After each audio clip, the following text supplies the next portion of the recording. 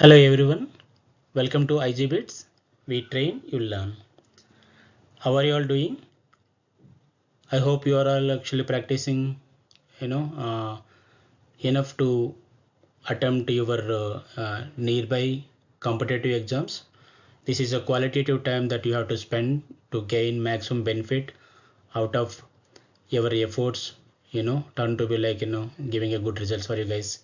Okay, good luck for your preparation. I hope you are all reviewed yesterday's class. Today we are going to start motion in straight line recap. Okay, final revision.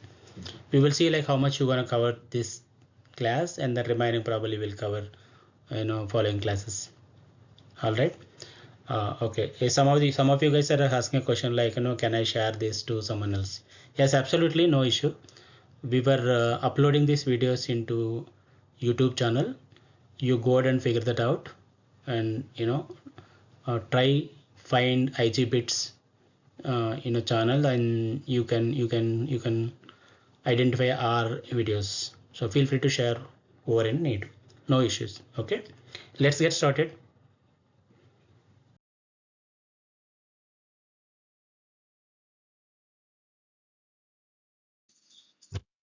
Okay, let's recall kinematics.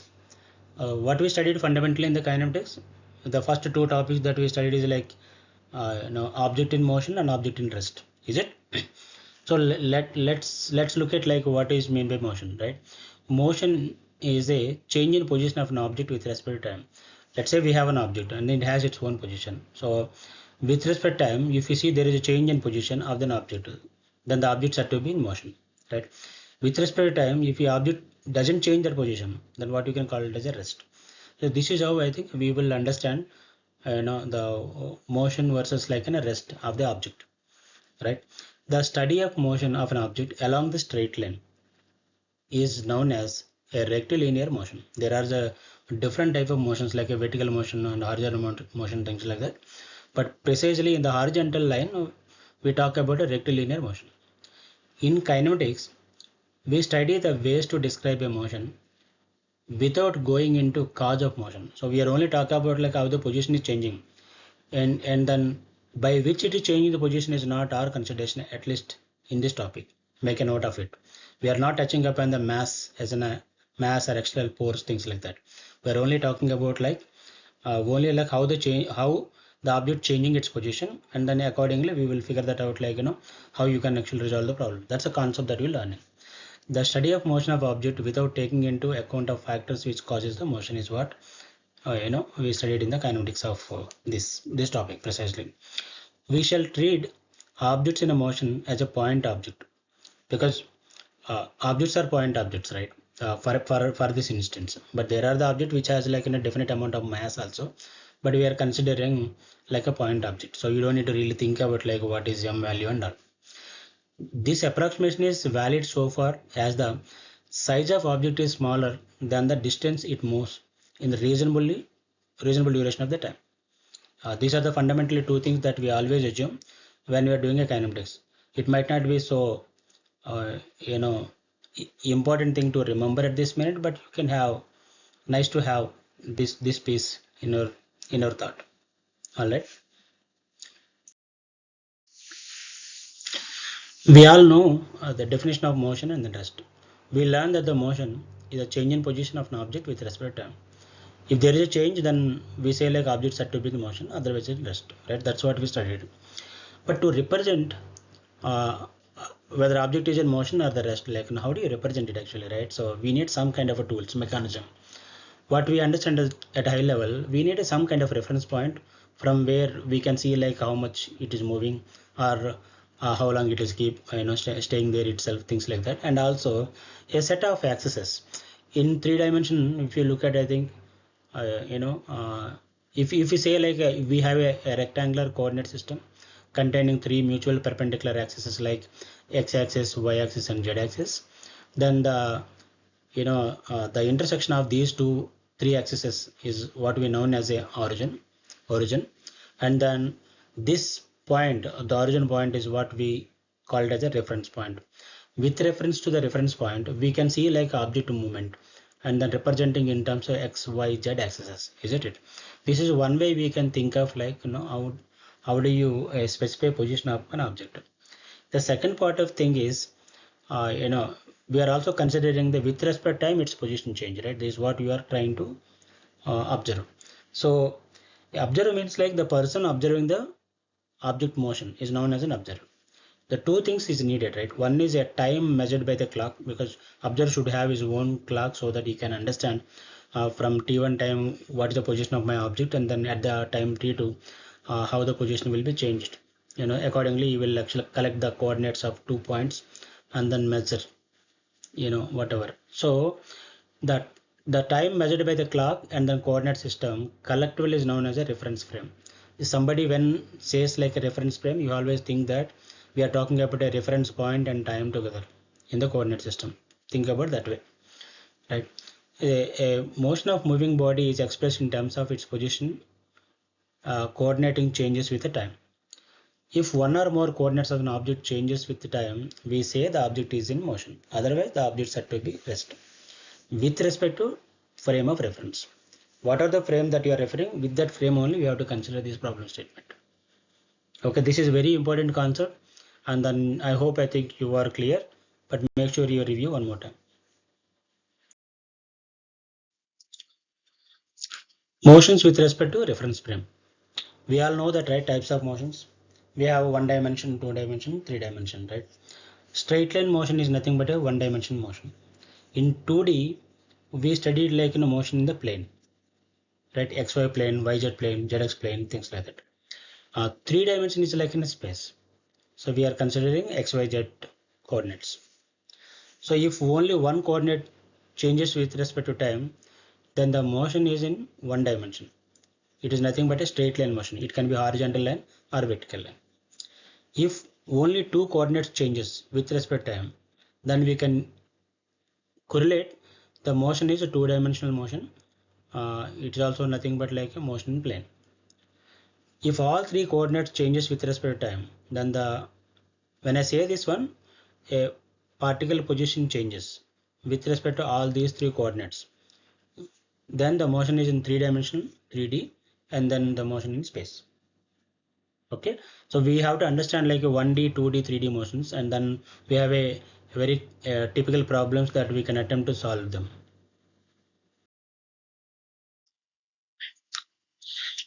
In this chapter, we mainly concentrating on the distance, displacement, speed, velocity, acceleration. So can you guys recap like what we studied about distance and displacement? Let's look at a simple example. We have a semicircle. We have a points like A and B. A is a starting point and then B is a ending point. There is a two ways that we can reach from A to B. Agree?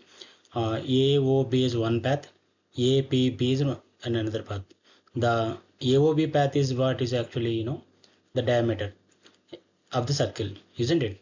And then the second one would be like APB is like a semi-perimeter of a circle. Correct? So now the question is, you can reach A to B through O or through P. The two paths that we have to reach the B.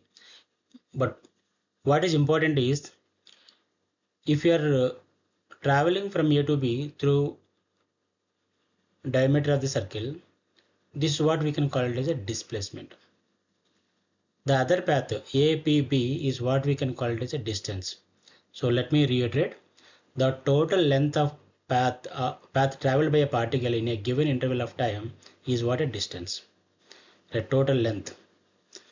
Okay, and the displacement means it's a shortest distance between initial and final positions with the direction from initial to final.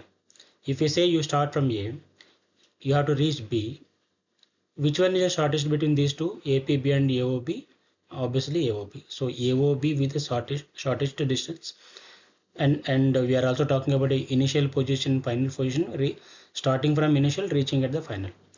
When we have these characteristics, then we can say this is a displacement path, right? Displacement path is always like a shorter path than the distance. So that's why we are saying distance is always greater than or equal to displacement. Okay, we have two things, right? Distance and displacement. Distance is a scalar quantity, displacement is a vector quantity. Distance depends upon path.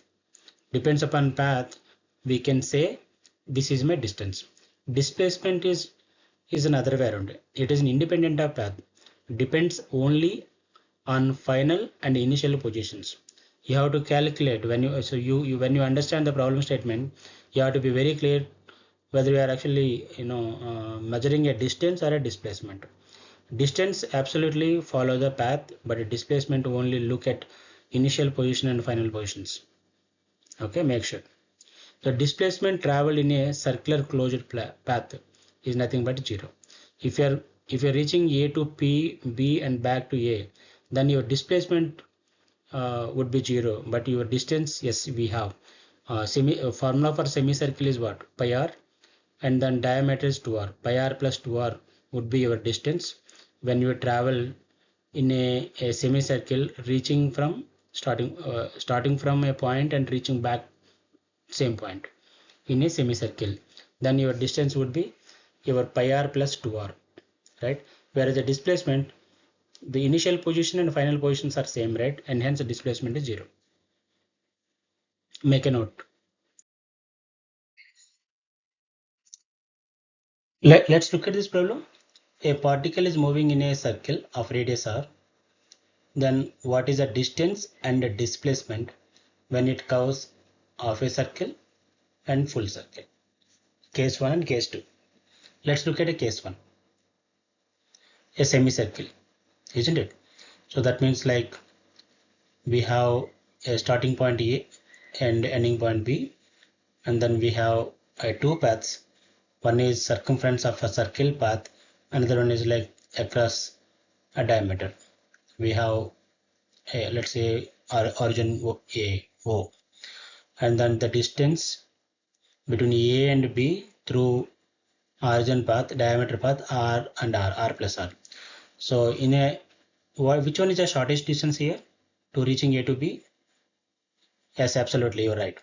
So diameter path is the shortest one. And then semicircle, right? Circumference of semicircle is pi r. Pi into radius r. If you look at this direction. So now, if at all you're reaching from A to B, your displacement would be r plus r. You agree? 2r. Very nice. Distance means like a path, right? The path is pi r. This is for the half a circle. And then your starting point is A, your ending point is B. That is how you are looking. If at all reaching from A to B and B to A, then again your answer would be different. Then the distance would be, adding r plus r 2r as well. Pi r plus 2r would be your distance. Your displacement would be 0. Think of it, because your starting point and ending point remains same, right? In that case, you're clear.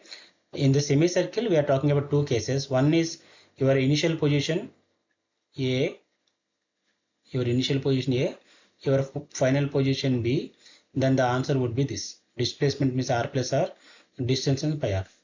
But if you are really traveling through this circular path, semicircular path, reaching back to A through diameter, then you have to say that your initial position and final positions are same, and hence there is no change in position, right? The displacement is a shortest path, so it's 0. But the distance means the complete path covered by the particle. So A to B through pi r, and then from B to A through O, r plus r. You can say that way. Now example 2, full circle. In a full circle, what happens? Right?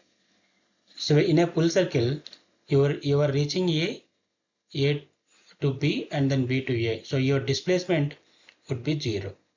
Make sure your displacement, because your initial position and final position remain same, final minus initial becomes 0, right? Whereas the distance equal to circumference of a circle is what your distance. So 2 pi and r, radius of the circle. You are clear? This is how you have to distinguish what is meant by distance, what is meant by displacement, and understand the frame of problem statement is given. With reference to that frame, you will be able to answer.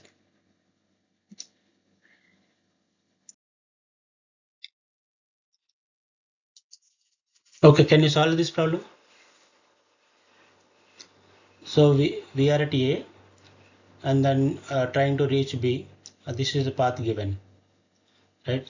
Let's say you can name it A to T, T to W, and then to A. So your distance path would be AT plus TW plus WP. How much? 8 plus 4 plus 5, right? 8 plus 4 is 12 plus 5 17, right? 17 units, since it's not given. That is what your distance. What about a displacement? Displacement would be a shortest distance. You agree? A to B. You cannot actually define like A, T, A, W, R. It is straight through from A to B, this path. How do you determine this one? Make sure you have to just extract a little tip here. This is 4 and then this one is total is 8, this is 5, so this would be internally, this would be 5, this would be 3, right? So if you look at this one, in order to calculate a displacement, what you have seen here, this is how it is seen. So this side is 3, this side is 4, and this is the ask. Let's say this is a rectangle. So how do you say 4 into 3 and so 4 square plus 3 square, root over. So 16 plus 9, this is nothing but root 25, right? According to Pythagoras law, we have 5. So your displacement would be 5 meters. You agree? This one I'm talking about. I didn't put correctly, but you look at this way. This is a right angle triangle. This is how you given. So this side is a 4, this side is 3, the hypotenuse would be 5. Then, so the shortest distance would be this one. Alright? Very good. Thanks.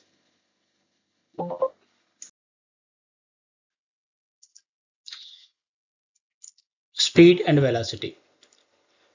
See, ideally speaking, speed and velocity remain same with respect to definition and then dimension formula, but little variant in defining what is meant by speed, what is meant by velocity, isn't it, right? So to understand the speed and velocity, we require to understand the distance and displacement, which we studied. So let's look at the speed. The rate at which the distance is covered with respect to time is called as speed. Speed is a scalar quantity. That is the reason we are following the path. And speed is nothing but distance per time. The dimension formula is m power 0 L t power minus 1. I think which we studied in units and dimension. You can refer that back. Look at a velocity. Velocity depends upon your displacement. The rate of change of position, the rate of displacement with respect to time is called velocity. Right? Rate of change of displacement. So velocity is nothing but displacement by time. It is a vector quantity. The dimension formula remains same. The value, the magnitude of the value in the representation for the distance and displacement remains same. Only the direction matters in displacement.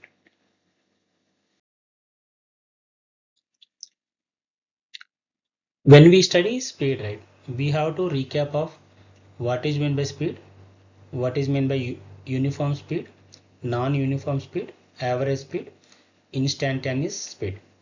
These are the 4 terms which are important, and then we have some sort of problems, or you might end up seeing them.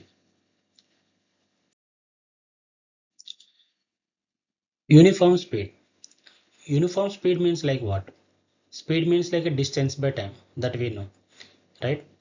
When a particle covers equal distance in equal intervals of time, make a point of that. equal distance in equal interval of time. So distance should be the same and the time interval should be the same. You know the formula speed, distance by time.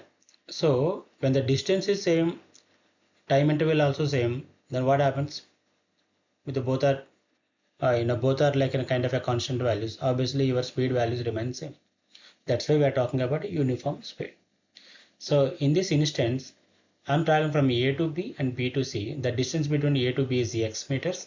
B to C is also in x meters. If I'm reaching A to B in t seconds and B to C as also t seconds. So by definition, my distance and the interval of time remains same. Then what would be my speed? Speed also remains same value. So that's why the definition is when a particle covers equal distance and equal intervals of time, no matter how small the intervals are, then it is said to be moving with uniform speed. Are you clear? Very good, guys. Non-uniform speed. So now you know the definition, right? When particle covers unequal distance in equal intervals of time, no matter how small the intervals are, then it is said to be moving with non-uniform speed. So let's look at now the same example. I'm reaching from A to B and then B to C, but the distances are x1 and x2. Okay, my distances are different, but I'm reaching A to B in t seconds and B to C is also t seconds. By definition, unequal distance and equal interval time. What would be my speed value? Speed is nothing but distance by time. x1 by t and x2 by t definitely are different. So v1 and v2 are the different, which is nothing but non-uniform speed, a variable speed.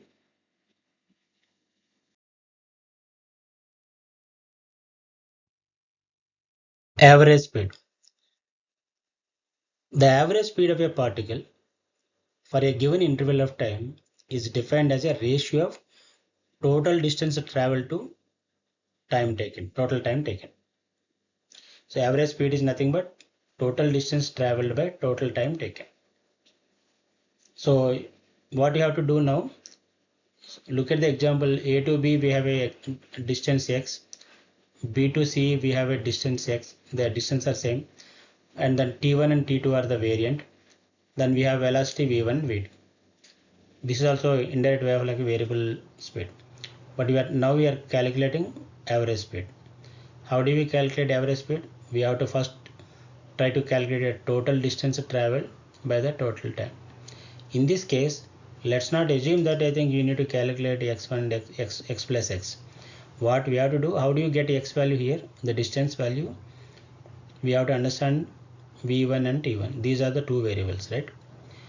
Velocity v1 and time t1. If you multiply v1 and t1, speed into time, you will get a distance. And then we have to do the same thing for the second part. The total distance would be v1 t1 plus v2 t2. Total time t1 plus t2. That is how we have to see the average speed.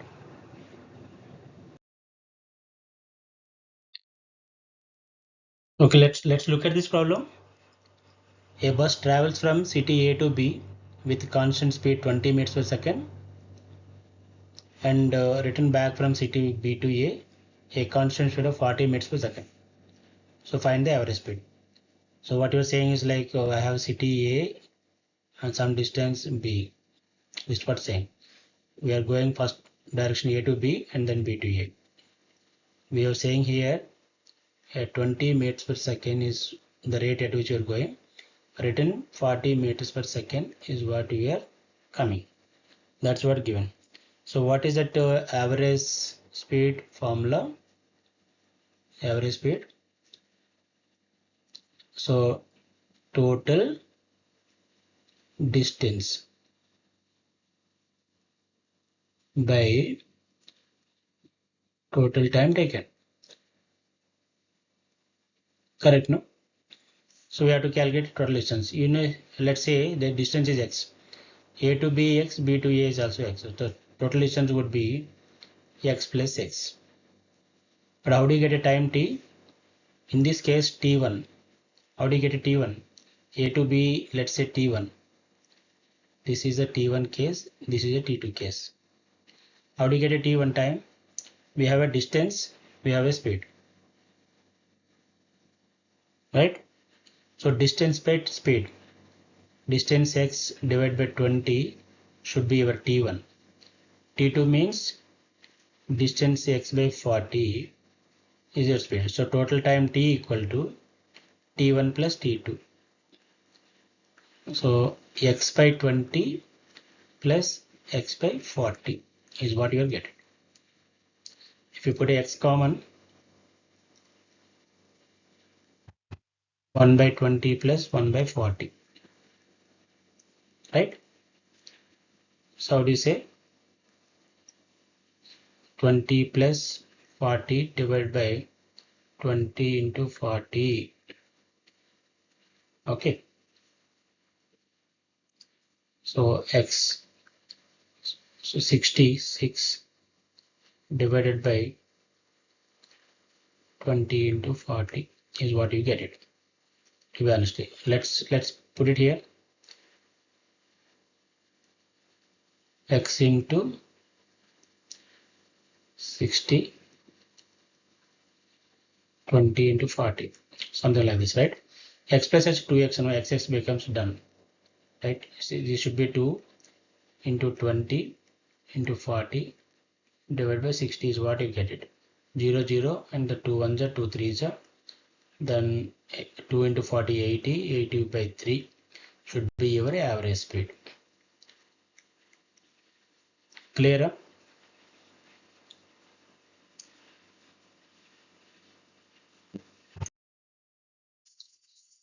So there are three important cases that we have to study about average speed. We are getting typically the problems on this case. Let's say if a particle travels distance s1, s2, s3 with a speed of v1, v2, v3 in same direction. So what is given? S1, S2, S3 are the distance are given, and then speed v1, v2, v3 are given. So total distance that we know, right? S1 plus S2 plus S3 total distance. But we don't have a total time. We are given only speeds. In order you to calculate the average speed, what is needed is total distance by total time. That is very important. You have to remember, right? So total distance, because average speed, no, for always you have to remember average speed equal to total distance by total time. So the distance anyway we know s1 plus s2 plus s3. But what we need to know is like a time. We don't have a time, no, because you have a distance, we have a velocity. So in order to calculate a time, we need a t1 plus t2 plus t3, right? That's what is needed. How do you get a t1, t2, t1, t2, t3? T1 you get it like s1 by t1, s1 by v1, right? So s1 plus s2 plus s3 divided by t1 means s1 by t1, s1 by v1, right? v1. Distance s2 by v2 speed, distance s3 by v3. So this is the formula. You have to remember.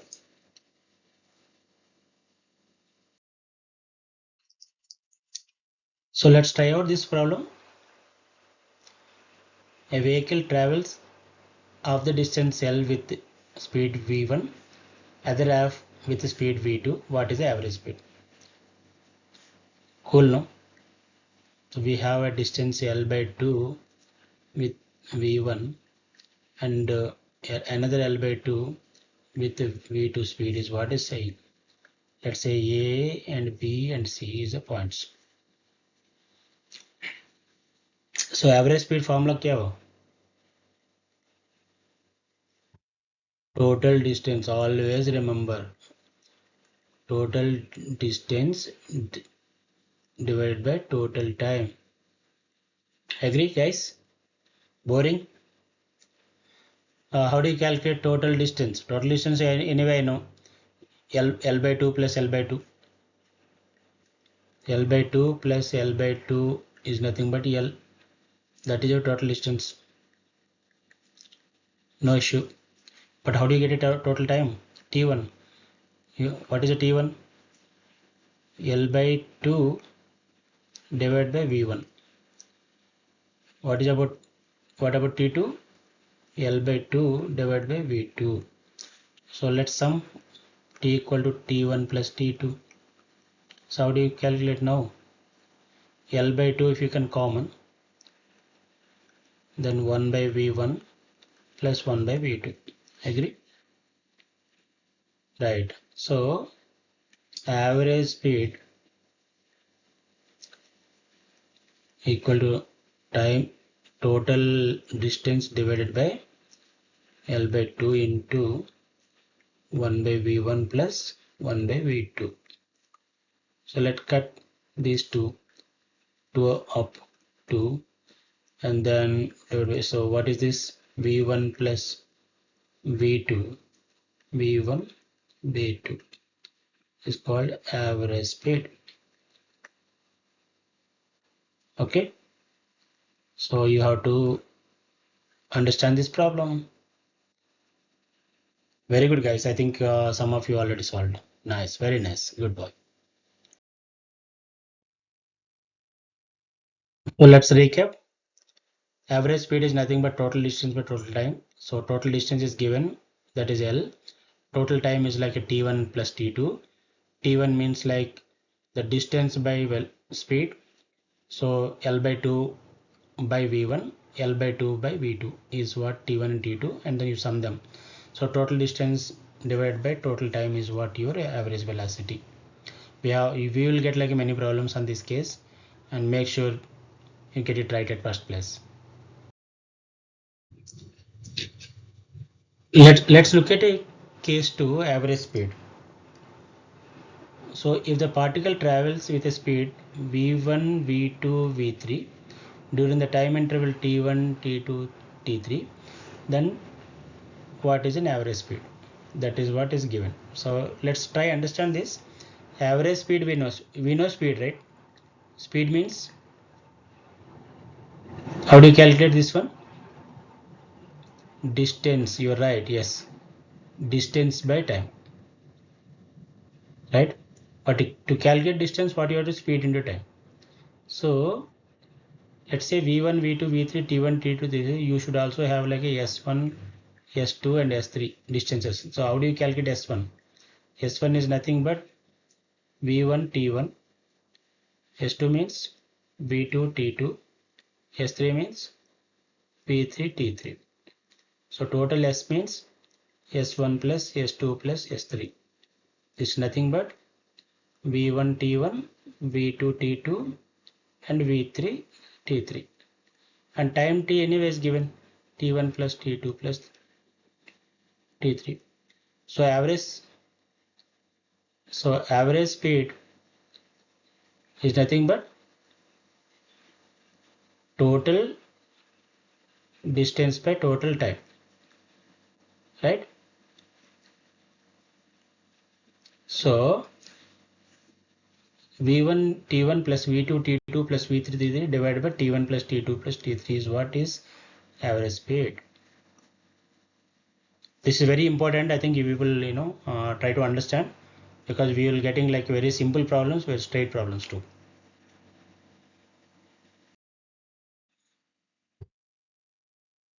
Let's look at a case 3.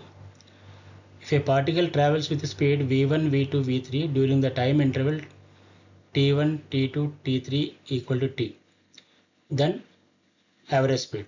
It's very simple, right? T1 plus T2 plus T3 is what is already given, which is nothing but your T's. Total time is like 3T. And then total distance, you know the formula V1 T1, V2 T2, V3 T3. If all T's are same, then you can take the common out. So T into V1 plus V2 plus V3. So total distance by total time. Total distance is like what? This one. Total time is like 3T. So how do you calculate? So average speed equal to T into V1 plus V2 plus V3 divided by total time, right, is 3t. So what you get? v1 plus v2 plus v3 by 3. Is it not easy? So if you given like a speeds and equal interval of time, then the average would be straight through v1 plus v2 plus v3 by 3. If you have 4, v4 by 4. If it's 2, v1 plus v2 by 2. That is how you can calculate average speed. Clear?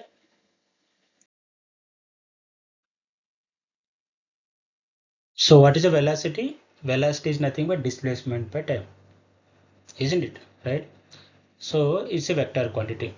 We have three different definitions within velocity: variable velocity, average velocity, instantaneous velocity. So that we have to understand. Average velocity like average speed, right? Instead of total distance, now we're talking about total displacement. Total displacement by total time taken is what? Average velocity. Okay. Whereas variable velocity means an object is said to be variable velocity if either it's a speed or it's a direction or both changes with respect to time. That is only the differentiation between the variable velocity and average velocity. Instantaneous velocity is basically delta x by delta t, and then delta t tends to 0. If you say, what we get is like dx by dt. This is what we say the instance of velocity, instantaneous velocity. We will get like a small, simple problems, straight problems based on the formula. Only you understand the concept, apply the concept, and then you will get the answer.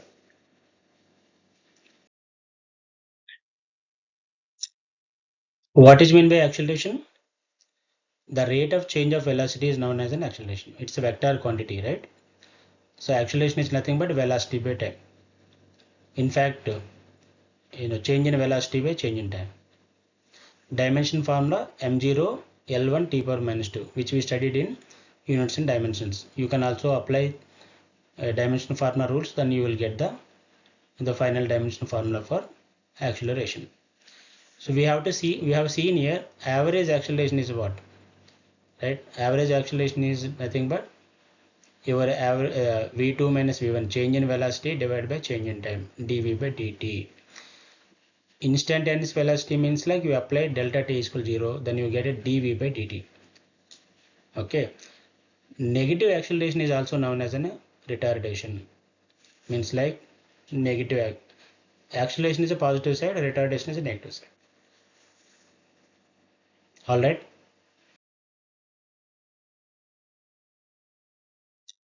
Let's look at this one. We have a displacement time graphs. X direction we have a time, and then Y direction we have a distance. And then look at this line. With respect to time, I didn't see any change. Basically constant. V equal to 0. There is no change in position, probably. So the velocity is nothing but ds by dt. So the ds is 0 because s is a constant. So ds by dt is nothing but 0. Velocity is 0. When you say velocity is a displacement means there is no change in position. That's what you're saying. This graph you see, s is equal to vt, the slope you can recognize easily, right? So velocity is constant here, the slope is constant, right? If you know the acceleration, that acceleration is nothing but 0.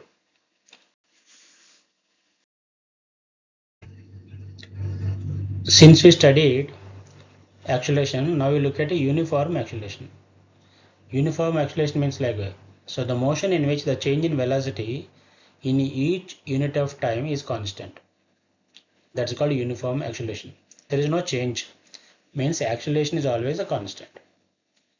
In a kinematics equation of motion, we have v is equal to u plus at, s is equal to u2 plus half at square, v square minus u square is equal to 2s. V is the final velocity, u is the initial velocity, a is an acceleration and t is a time taken. So s is a distance, right? V square minus u square is equal to s. So we have many, the problems with this using these formulas we can solve them precisely in the kinematics.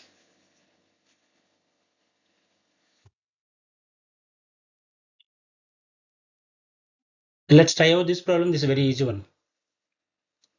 Let's say the particle initially moving with velocity 10 meters per second. Initially, that's what is given, right? So how do you notate that? Initial velocity is u, right?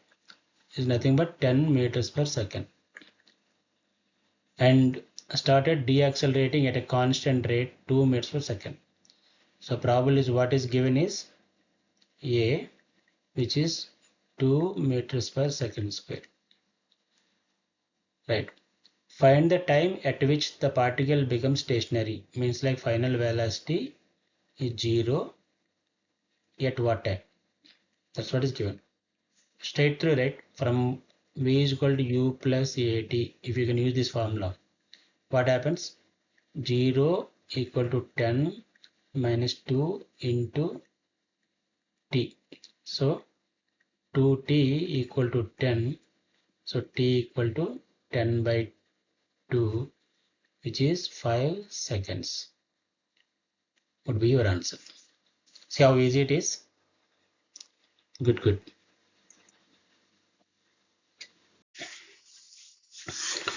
So far we studied a straight line, right? One dimension in straight line. Now what if it is a vertical line? Correct, no? So if it is a vertical line, we have to understand, right?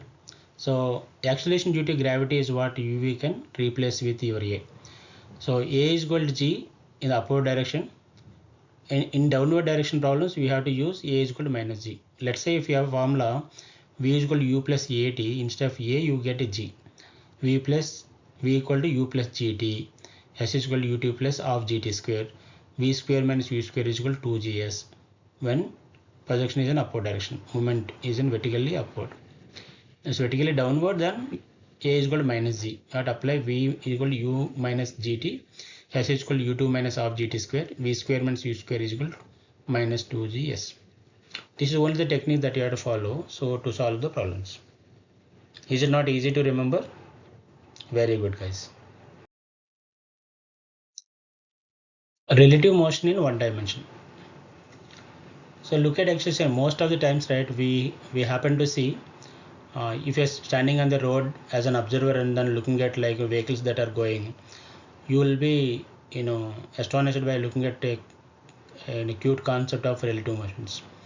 Let's say one vehicle is actually traveling with v1 meters per second velocity, other vehicle is traveling v2 meters per second velocity. You will be noticing whether they are approaching to each other, they are actually moving away from each other by you standing on either side of the road, right? So the relative velocity, how do you calculate with respect to a with respect to b is what you see. Let's say the relative velocity of a with respect to b means like change in velocity is what you have to trying to calculate. So a relative velocity a with respect to b means like vab, a with respect to b is how you write. So va minus vb is what you get it. That's called relative velocity, right? If you look at other way, relative velocity of the b with respect to a, how do you represent it? vba, b to a, b with respect to a. In that case, vb minus va. You have to remember that. We have small simple problems that you can solve. See this one. A bus A is moving with velocity 20 meters per second. Bus B is moving with velocity 15 meters per second. As shown this. Find the relative velocity of B with respect to A. How do you say this? Relative velocity of B with respect to A. So you have to say VB minus VA. VB is how much?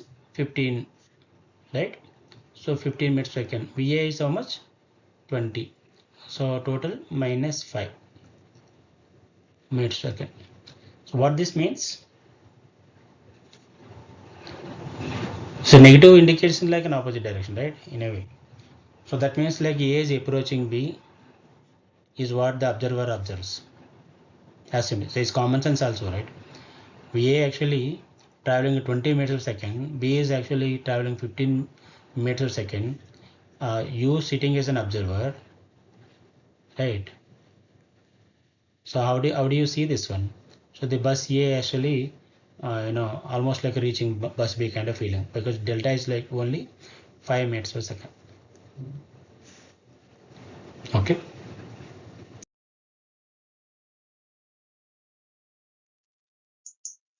So all right. So we reached the end of session today. Thank you all. It's good interactive session. I think we learned a bunch of topics in today's session. Good luck and then prepare well. Don't waste your time. Thanks for joining today's class, whoever actually made it possible. Stay tuned to next session. We'll see you tomorrow. Bye bye.